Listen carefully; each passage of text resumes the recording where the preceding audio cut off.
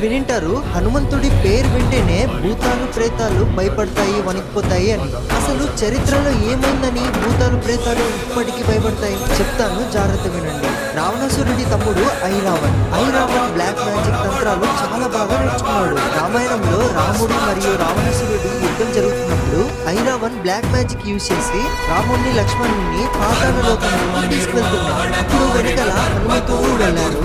ఐరావణ్ణి హనుమంతుడు ఎంత పడుతున్నా ఇక్కడ చనిపోవడం వల్ల హనుమంతుడికి అర్థమవుతుంది ఇదేదో బ్లాక్ మ్యాజిక్ జరుగుతుంది నాతో అని. అప్పుడు తెలుసుకుంటాడు హనుమంతుడు 5 దిక్కుల్లో ఉన్న దీపాలు ఒకేసారి ఆర్పితే ఐరావణ్ణి చంపొచ్చు అని. కానీ 5 దిక్కుల్లో ఉన్న 5 దీపాలు ఒకేసారి ఎలా ఆర్పాలి? అప్పుడే హనుమంతుడు రుద్ర రూపాన్ని ధరిస్తాడు, పంచముఖి హనుమాన్.